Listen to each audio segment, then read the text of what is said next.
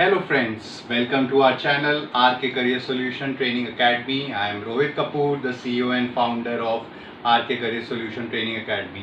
मैं आप लोगों से सॉरी बोलना चाहूँगा फ्रेंड्स, बड़े दिनों बाद मैं वीडियो बनाई है. I was busy with taking classes, so इसलिए टाइम नहीं मिल पा रहा था. तो आज हमारी जो वीडियो है उसका मेन टॉपिक है न्यू एजुकेशन पॉलिसी 2020, जिसको हम NEP भी बोलते हैं, जो एक नई एजुकेशन पॉलिसी आई है HRD मिनिस्ट्री के द्वारा. सो आज का हमारा टॉपिक उस पर रहेगा. और मैं आपको बताना चाहता हूँ कि मैंने डिसाइड किया है अब ये जो हमारा चैनल है, this will be your one stop solution for all your education queries, information and knowledge. तो अब हम लोग इस चैनल को प्रॉपर डेडिकेट कर रहे हैं एजुकेशन के लिए. सो इसमें हम नर्सरी ऑनवर्ड्स, जैसे मैंने देखा कि काफ़ी parents they are very worried about कि कौन सा स्कूल अपने बच्चे के लिए सिलेक्ट करें नर्सरी ऑनवर्ड्स. सो अब हम नर्सरी से लेकर आपके एकदम graduation level, post graduation level की सारी डिटेल्स इस चैनल में करेंगे. ठीक है, तो let's start with the today's topic, new education policy. इस वीडियोज़ में मैं आपको सारी आज इन्फॉर्मेशन दूंगा, तो मैं आपसे रिक्वेस्ट करूंगा कि इस वीडियो को एंड तक देखें. और अगर आप हमारे इस चैनल में फर्स्ट टाइम आ रहे हैं तो प्लीज़ सब्सक्राइब का बटन दबाएं और इस चैनल को लाइक करें. So let's start with the video. जो आज की हमारी वीडियो है न्यू एजुकेशन पॉलिसी 2020.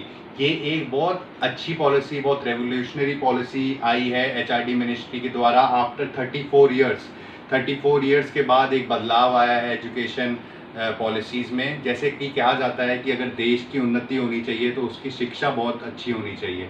तो उसी को ध्यान में रखते हुए BJP गवर्नमेंट, सेंट्रल गवर्नमेंट ने ये ह्यूमन रिसोर्स डिपार्टमेंट ने पॉलिसी निकाली है. जैसे कि मैं आपको थोड़ा सा ब्रीफ दे देता हूँ. जैसे HRD ministry is headed by Ramesh Pokhriyal Nishank. He is the HRD minister. And now अब HRD मिनिस्ट्री जो थी हमारी, ministry of human resource development, उसको भी नाम चेंज करके अब now it will be called as ministry of education. Okay, so जो फर्स्ट टाइम हमारा जो रिफॉर्म आया था, जो चेंजेस आए थे एजुकेशन पॉलिसी में, वो 1968 में आए थे. उसके बाद 1986 में आए थे. फिर 1992 में आए थे. ज़्यादा चेंजेस नहीं आए थे, इसलिए उसको कंसिडर नहीं किया जाता है. तो 1986 के बाद जो बड़ा रिफॉर्म आया वो 2020 में आया है. ठीक है, जो इसकी जो पॉलिसीज़ हैं अभी कोरोना की वजह से अभी एकदम से इम्प्लीमेंट नहीं की जा रही. तो ये जो इम्प्लीमेंट की जाएंगी that will be implemented by hopefully 2022 और 2023. फाइन. सो लेट्स स्टार्ट कि इस पॉलिसीज़ में क्या क्या बड़े बड़े बदलाव आए हैं, क्या क्या चेंजेस हैं, what are the advantages of those changes and उसके नेगेटिव्स क्या हैं, वो भी मैं इस वीडियो में डिस्कस करूँगा. तो इस वीडियो को पूरा एंड तक आप देखिए. ठीक है, तो जो पहले हमारा 10+2 का फॉर्मेट होता था, 10+2 मतलब 12th क्लास तक का फॉर्मेट होता है, that has been replaced by 5+3+3+4. Okay, तो जो फर्स्ट 5 ईयर्स हैं उसको हम बोलेंगे फाउंडेशन स्टेज. ओके, जो first 5 years would be called as the foundation stage. तो इसमें आपके first 3 years will be considered as pre primary, जिसमें बच्चों को ज़्यादा किताबों का बोझ और पढ़ाने का पे ध्यान नहीं दिया जाएगा. उसमें बच्चों को उनकी fun activities, okay, and their discovery about things, उस चीज़ में ज़्यादा ध्यान दिया जाएगा रादर देन जस्ट पढ़ाने पे फोकस किया जाएगा. क्योंकि आजकल हम देखते हैं छोटे छोटे बच्चे इतने बड़े भारी भारी बैग्स लेके जा रहे हैं. तो ये जो इनिशिएटिव एजुकेशन पॉलिसी आई है, इसका मेन पर्पज़ यही है कि बच्चों के बैग्स का बोझ कम किया जाए और उनको थोड़ा इंटरैक्टिव बनाया जाए. ठीक है, उनको सोचने पे मजबूर किया जाए. तो this is the policy, education policy all about. तो first 3 years would be pre-primary, then it will be first class and second class. So that will be comprising of 5 years. Okay, then उसके बाद हमारा जो है इसमें है first till 5th class.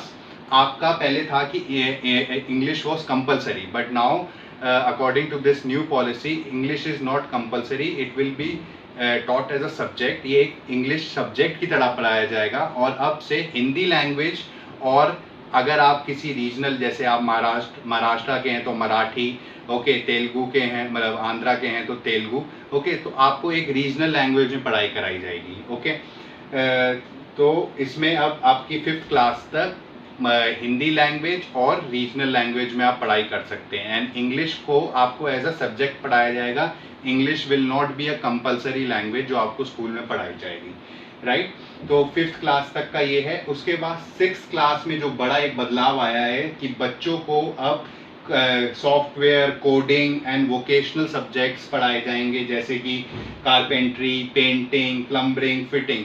तो मैंने जैसे बताना चाहता हूँ, बाहर के देशों में आप देखें बच्चों को, अगर वो कारपेंट्री पढ़ रहे हैं, प्लम्बरिंग पढ़ रहे हैं, फिटिंग पढ़ रहे हैं, तो उस चीज़ को छोटा नहीं माना जाता। हमारे देश में अगर कोई छोटा बच्चा प्लम्बरिंग पढ़ रहा है, कारपेंट्री पढ़ रहा है, तो उसको बड़ा छोटी सोच से देखा जाता है कि अरे ये तो क्या पढ़ रहा है, प्लम्बरिंग कर रहा है, कारपेंट्री कर रहा है। तो बाहर के देशों में इसलिए नहीं है, ये बाहर के देश इसलिए ज़्यादा डेवलप्ड हो जाते हैं क्योंकि वहाँ पर किसी काम को छोटा नहीं माना जाता, किसी पढ़ाई को छोटी नहीं मानी जाती। तो अब सरकार ने बाहर की डेवलप्ड कंट्रीज़ की एजुकेशन पॉलिसी को ध्यान में रख के इस पॉलिसी को लाया गया है, ताकि यहाँ पर भी अब बच्चों को 6th क्लास ऑनवर्ड सॉफ्टवेयर पढ़ाया जाएगा, कोडिंग पढ़ाई जाएगी। कोडिंग आप जैसे देख सकते हैं, बड़े बड़े जो बिलियनर्स हैं, बिल गेट्स और Elon Musk, Jeff Bezos, all these, Mark Zuckerberg, ये सारे कोडर्स हैं। ओके, तो ये चीज़ ध्यान में रखते हुए कि बच्चा आगे एक एंटरप्रेन्योर बन सके, इसलिए गवर्नमेंट ने 6th क्लास से अब कोडिंग भी स्टार्ट कर दी है।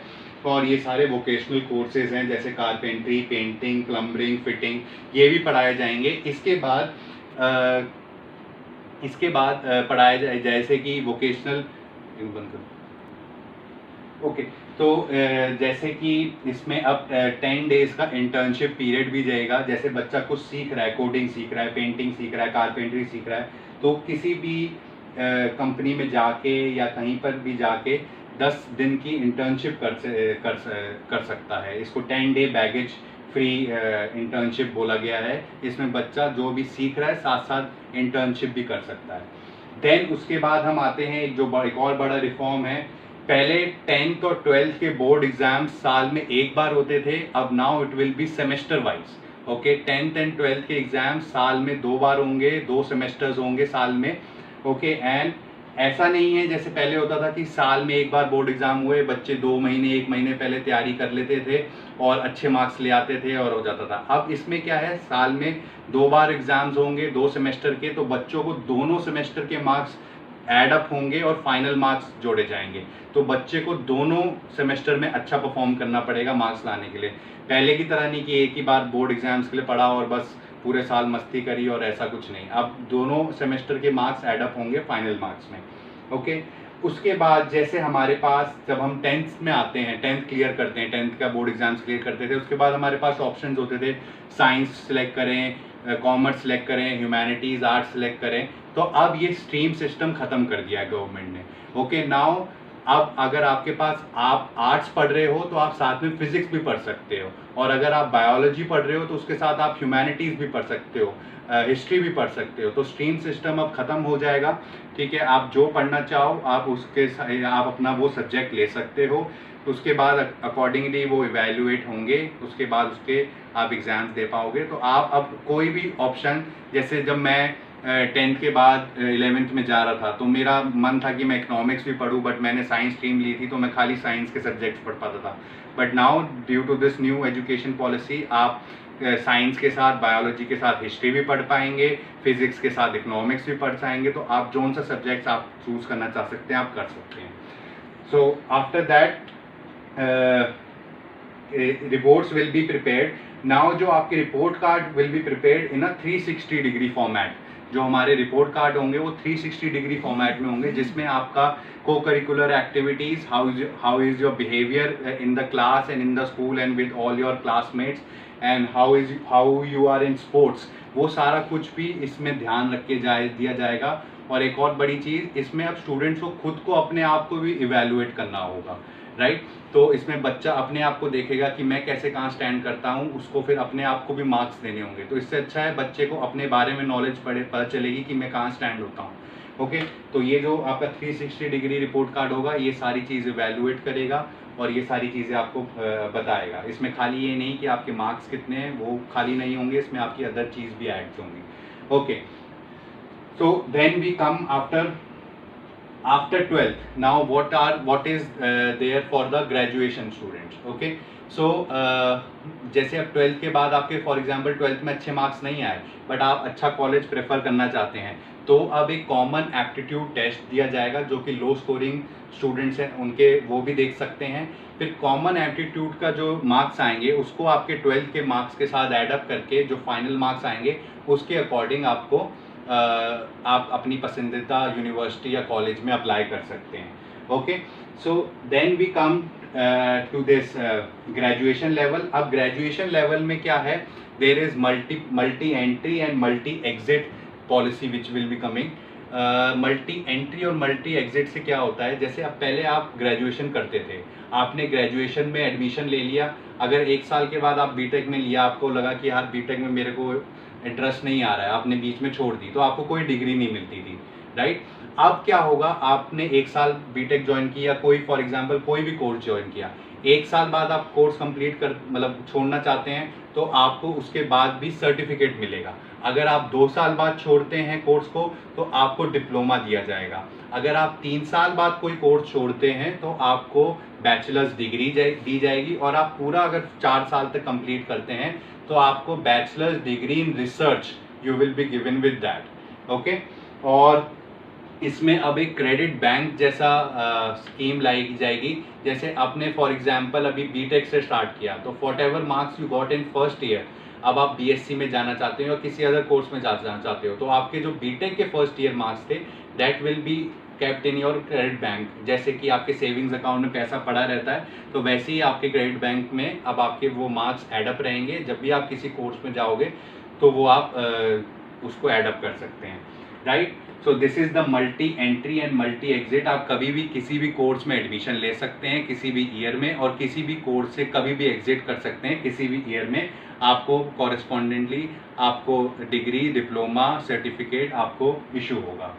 सो देन वी टॉक अबाउट, जैसे कि अब गवर्नमेंट ने पहले अब एक नया इनिशिएटिव लिया है जिसमें मैं बहुत खुश हूँ। अब जो 6% of GDP the government will be investing for education sector, जो कि पहले 3% थी, तो अब गवर्नमेंट ने बोला है कि 6% of the GDP will be invested in for education sector. That is one of the great initiative. Okay, so I hope it on the ground reality it also takes place. Then we talk about like there are many foreign universities which will be setting up their campuses in India. अभी हमारे यहाँ India में जैसे brain drain बहुत है, बहुत students होते हैं जो कि बाहर की यूनिवर्सिटीज़ में, बाहर की कंट्रीज़ में पढ़ना चाहते हैं। अब गवर्नमेंट क्या कर रही है कि बाहर की अच्छे जो यूनिवर्सिटीज़ हैं, कॉलेजेस हैं, उनके कैंपसेस इंडिया में प्लेस करेगी, ताकि यहाँ का जो हमारे बच्चे बाहर जाके पढ़ते हैं फिर वहीं अच्छी जॉब्स ले लेते हैं, तो इससे हमारे बच्चे इंडिया में रह सकें और यहाँ पढ़ सकें, right. So these are few what I will say main changes in the new education policy 2020। तो आई होप जब ये ग्राउंड लेवल पे आएगी तो जब इसके इफेक्ट्स क्या होते हैं, क्या एडवांटेजेस हैं, क्या नहीं होता है, जब वो इम्प्लीमेंट होगी तब पता चलेंगे। बट मैं जो आपको बताना चाहूँगा, ये जो एक पॉइंट है कि till 5th class education will be in Hindi और regional language and English will be just taught as a subject, ये एक पॉइंट थोड़ा ऐसा है क्योंकि हमारे कंट्री में आज की डेट में भी बच्चे पीएचडी कर लेते हैं, कुछ कर लेते हैं, बट उनकी communication English language is not that good, right. And बाहर आज आप देखो कि किसी और कंट्री से कंपेयर करो तो हमारे यहाँ पर इतनी अच्छे से इंग्लिश नहीं बोली जाती। सो ये थोड़ा एक पॉइंट है कि till 5th class English language is not compulsory, तो थोड़ा सा इसको देखा जाए। बाकी जो गवर्नमेंट स्टेप लेती है, let's see what happens. So these are the basic points of the new education policy.